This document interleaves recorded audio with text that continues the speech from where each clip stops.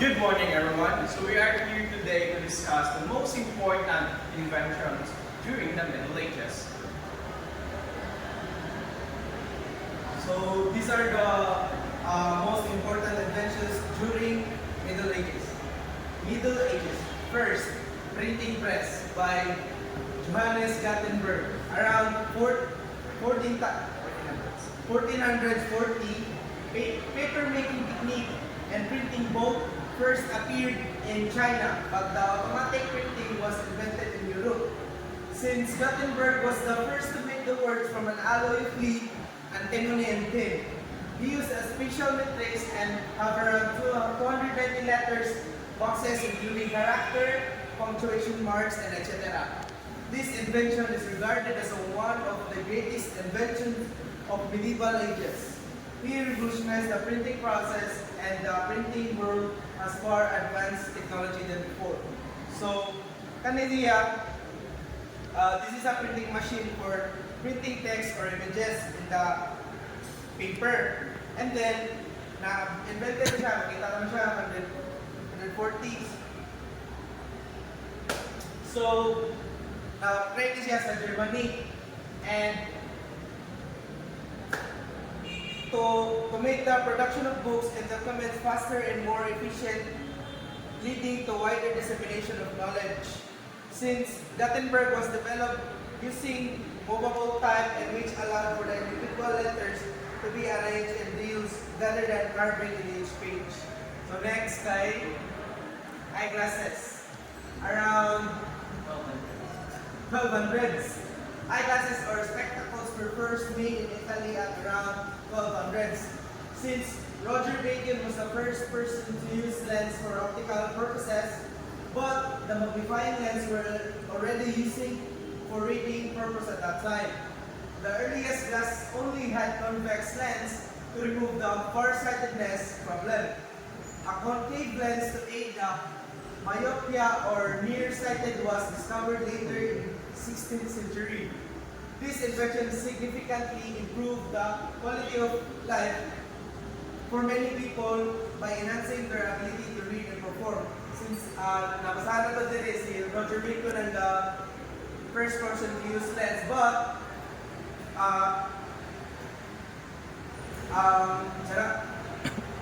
naano yung mga lens nga na-create na to. So, developed in 13th century, sa Italy siya na-create. And then, to assist people with poor eyesight in reading and performing detailed tasks. Since, kung ano siya, convex lenses to magnify text for those with phobia or may mga sakit like parehani, kay magamit na niya sa eyeglasses. Next is Next, we have the mechanical clock. So as we know, previously, wala sa tinawag na digital clock na nakalala. So they are using mechanical ones to determine the time during the day. So this happens around the 13th century to 1300s.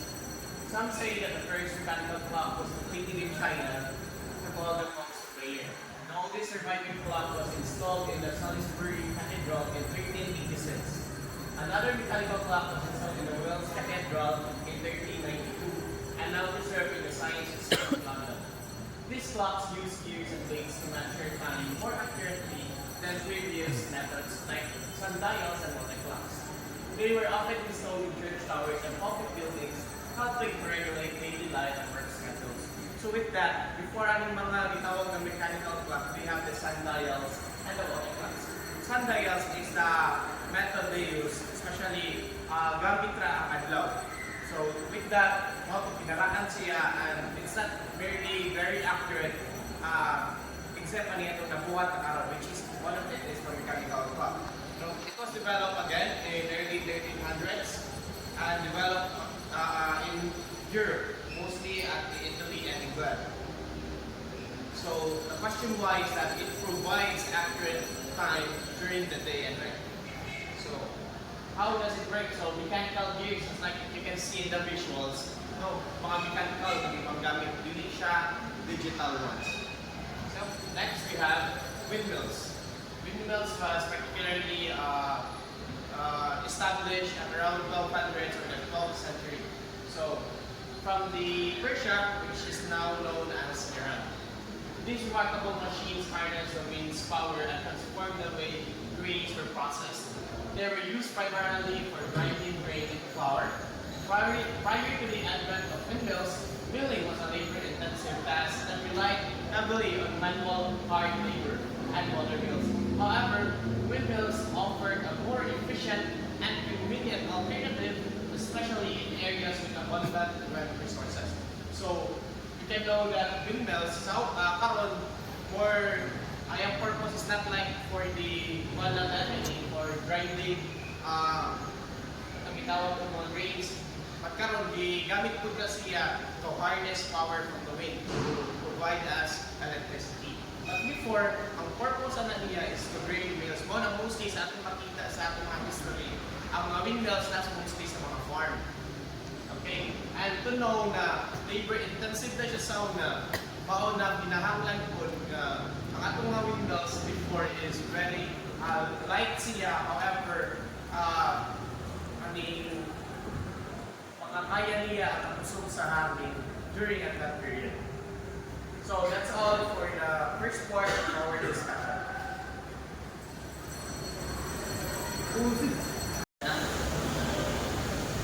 So my name is Daniel Vasilana and I am here to tackle the next invention, which is the compass. So the compass is first designed during the second century, and it used a lodestone, a natural magnetized or unsuspended freely. It always points in the same direction towards the magnetic pole. So what compass is, gigamit niya siya para ma-determine ang mga direction sa Earth gamit ang mga magnetic pole. So ang first nakagamit ani ang mga Chinese, then ilan yung gigamit para matabangan nila ang to navigate a reliable way sa direction, especially sa sea travels. So unsa pag-work ang compass, so ang magnetized needle always points itself at an Earth's magnetic field, including north, and thereby allowing sailors and travelers to determine their heading. So ang gamit ay sa una kaya kaning lodestone, a natural magnetized na oar. So ang next na invention, which is gunpowder. It was being discovered between the 9th and 11th century. So the gunpowder was invented in China. It was first used for fireworks. So it did not take too long to be used in weapons. So based sa kada akong nakita ng video kay igamit namin ang gunpowder kay para sa fireworks. Then ang katong alchemist dito kay nangita siya way gamit ang gunpowder para daw makabuhat siya og immortality, but despite sa immortality ang iyang na-discover kay ang iyang nahimo kay ang kanang gunpowder kung anong iputo then moto gigamit siya for military. And it was being used in cannons and other firearms, revolutionizing warfare by making traditional fortification and armor less protective. So how the chemical reaction between the components produce a rapid expansion of gases which generates explosive force. So money ang mahitabo sa gunpowder. So ang next is the invention, which is the cannons, early 13th century. So cannon is a piece of military weapon that uses the gunpowder or other explosive to launch a cannonball. It varies in size, power, and range. The word cannon is derived from many languages and translated as a tube or cave. And in a modern time, the word has been replaced by guns. China invented the gunpowder, and as a result, they also invented the cannon to use the gunpowder. So the oldest surviving cannon was found in Aqi, which dated back to around 1290. So ang cannon daw kay modern ang first daw na naka-discover ani kay ang Chinese. Kay sila man po ang mga unang discover sa gunpowder ay moto ilang gibuhatan o ilang gi-maximize ang gunpowder mo nang nasa sila ilang mga cannon. So what are mo siya ang weapon that fire projectiles using explosive force. So ito ang gingon ganina nga ang mga explosive force niya kay ang gunpowder set. And gigamit niya ang cannon para cannon use gunpowder to propel a projectile out of a metal tube utilizing the explosive force for impact. So, moto inato kadili ang cannon with giandan o gunpowder. The next invention was the water wheel during the first century before Common Era. So the water wheel, as you can see here, i-use ni siya para sa paggamit sa water at actually kanaging process. So para mag-harness po siya of energy sa flowing water for various industrial processes. And also, ang water wheel is also used for grinding grain, sewing wood, and forging iron. And did you know that the important source of mechanical power before is the advent of steam engines? So, pag-gamit nila sa water wheel, mas pas ang production at mas daghan pa sila o nabuhat ng mga work, labor tungkol sa kanila power invention. And then, ang concept sa water wheel nag-date siya back to ancient times. But it was not available and redefined during the Middle Ages.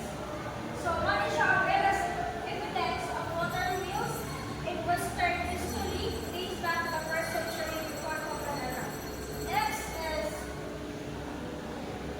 the blast furnace. So, mauni ang illustration sa blast furnace. Na-start siya sa Europe by the 12th century. So, ang blast furnace, usa ni siya from metallurgical furnace na gigamit siya to produce iron and other metals such as lead and copper. So, mga nilang instrument na gigamit sa una, pag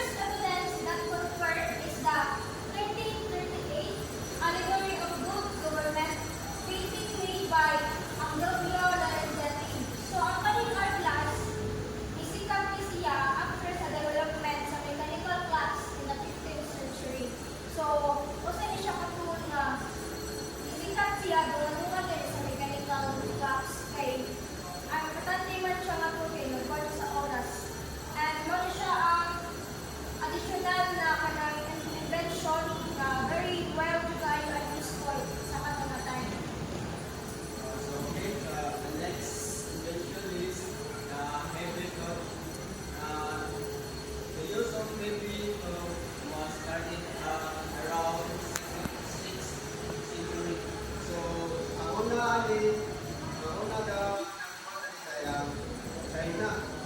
Ila gigamit gamay siya na gamay pa. Ya naka-develop siya na ato dako siya na pure small side picture ay wala man siya muna mao.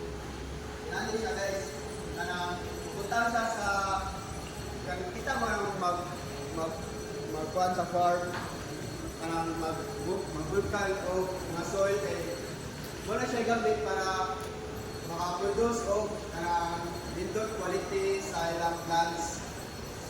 So there are so many advantages of using a heavy food such as a great food production. So one of main produce is a great food production. So the next is what tide miles. So tide miles like guys like it's operate using energy generated by the movement of tide. So